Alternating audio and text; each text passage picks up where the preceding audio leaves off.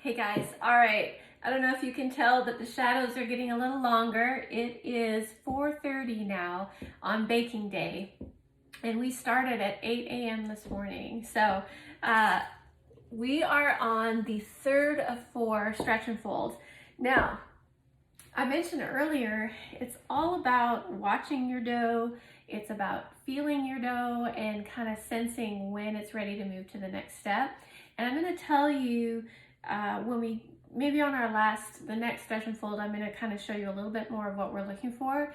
But my point is, there's no carved in stone, like there's only 4 stretch and folds.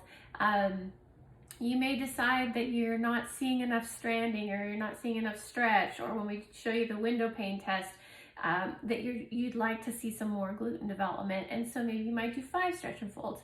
There's no hard and fast rule, these are just guidelines, but be that as it may, we are on 3 of 4. 4 is what we're planning to do, and then after that we're going to let the dough continue to bulk rise on its own without any stretch and folds for probably 2 to 3 more hours. I'm judging. It's a little cool in here. It's about 72-ish, and as far as fermentation goes, that's a little bit on the cooler side. So let's go ahead. You've seen this before. This will be the 3rd time we've done it. You go ahead and wet your hand in that nice clean spring water and form your scoop, and you're gonna stretch and fold. And each time you do this, you're gonna start to see a little bit more stranding on your stretches. And that is your gluten forming, and that is a good thing. What I also notice, so I'm turning this 90 degrees each time, and what I also notice is the dough sits up a little taller in the bowl each time. And that just tells me that it's coming together, it's forming some structure, and I know it's sitting up higher because usually at this stage, when I start to try and cover it with my plastic shower cap, my shower cap is touching. So what I'll do is I'll just kind of lift up on the shower cap and try and get some air in there to give it some loft to try and hold it up off the dough.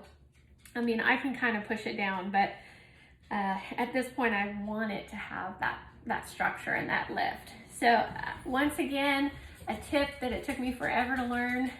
I was going and washing my hands in between each time, even though my hands are staying more and more clean every time I do this. But now I've learned to just go ahead and do all 3 at once. But I do want to wet my hand again. So this dough is definitely still more slack. This is our 80% hydration. I'm still seeing bubbles, definitely more bubbles in this particular dough. I haven't seen any bubbles in the other doughs yet. So that has to do with the flour and the hydration. My scoop.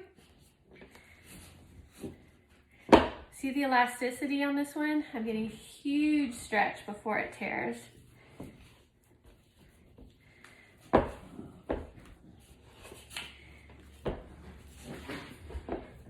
This is my favorite kind of dough to work with. Unfortunately, it typically means there's less grain in it. It's a little bit more slack. It's going to lay down more quickly.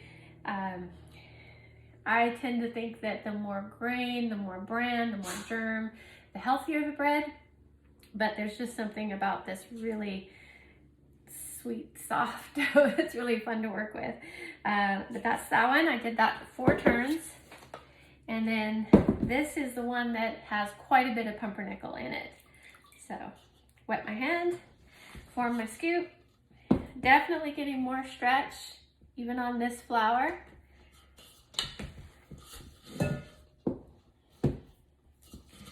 I'm not quite ready to do the window pane test, which I'll show you next time. Next stretch and fold. But I'm going to show you. Definitely seeing more stranding. I'm going to try to get that in there where you can see it. Seeing a little bit more stranding. That's the gluten. That's a good thing. All right. All right, that was 3 of 4. We're going to come back in 30 minutes. We're going to do 4 of 4, and then I'm going to start to show you a couple of the things that I've learned to kind of look for to see if you're ready to just let your dough rest, or if you might want to consider another stretch and fold. So we'll do that when we come back.